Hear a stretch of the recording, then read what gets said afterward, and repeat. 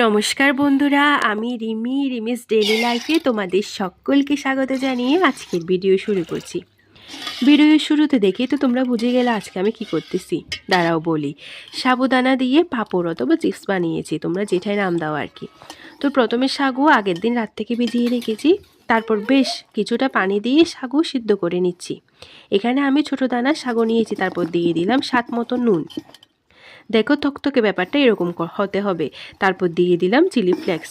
বন্ধুরা, এখানে chilli flakes দেওয়াটা কম্পালসারি না, এটা নিজের ইচ্ছের উপর ডিপেন্ড করে, তাই স্বাদের তারতম্যর কোনো ব্যাপার নেই। তারপর আমি বড় বড় স্টিলের থালা নিয়ে নিয়েছি, তাতে একটু সাদা তেল মেখে নিচ্ছি। বন্ধুরা, তোমরা এটা ফ্যানের বাতাসেও করতে পারো অথবা রোদে দিয়ে করলে একটু বেশি ভালো হয়। দেখো কি সুন্দর থকথকে হয়েছে। এরপর আমি প্লেটের মধ্যে দিয়ে দিচ্ছি 1 চামচ করে। তোমরা এরকম চামচ না নিয়ে যদি ডাল দেওয়া চামচ নাও তাহলে আরও বেশি ভালো হয়। দেখো আমি প্রথম দিকে তো বুঝতে পারিনি, তাই একটার সাথে আরেকটা চিপস লেগে গিয়েছিল, কিন্তু টেনশন করার কিছুই নেই, যখন শুকিয়ে যায় তখন আপনা আপনি আলাদা হয়ে যায়।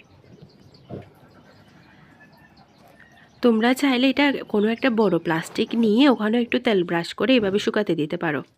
রোদে শুকাতে দিলে মিনিমাম ভালো মতো রোদ হলে তো একদিনে শুকিয়ে যায়, তাও 2 দিন দিলে ভালো হয়। দেখো বন্ধুরা, আমি এই কয়টা থালে দিলাম। এরপর 2 ঘন্টা পর আমি আবার দেখতে এলাম, দেখি যে মোটামুটি এরকম টান টান একটা অবস্থা হয়েছে।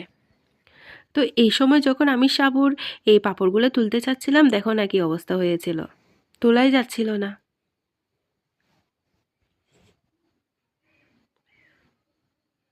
আরও একটা দেখো, এটাও তোলা যাচ্ছিল না।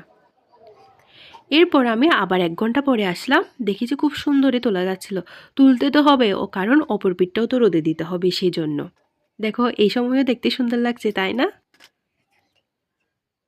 এই 2 দিনের মধ্যে এত সুন্দর শুকিয়ে গেল, একটুও ভেঙে যায়নি। পরবর্তীতে আমি তেল গরম করে এই সাবুদানার পাঁপড়গুলো দিয়ে দিচ্ছি। দেখো বন্ধুরা, কি সুন্দর চিপসের মতো ফুলে যাচ্ছে, দারুণ কিন্তু। চোখের পলকে মাত্র কয়েক সেকেন্ডে এত সুন্দর করে এগুলো হয়ে যায়। তো বন্ধুরা, তোমাদের যদি আমার এই ছোটো ছোটো রেসিপিগুলো ভালো লেগে থাকে, অবশ্যই আমার চ্যানেলটি সাবস্ক্রাইব করো, লাইক করো আর কমেন্ট করতে বলো না। আর তোমরাও কিন্তু এভাবে সাবুর পাঁপড় বানিয়েছো কি না আমাকে অবশ্যই কমেন্টে জানাবে। আর না বানিয়ে থাকলে এরকম একটা ইজি রেসিপি কি না বানিয়ে থাকা যায়, তাই খুব চটজলদি বানিয়ে নিতে পারো। আর এটা ক্রাঞ্চিনেস টেক্সচারটা দেখো।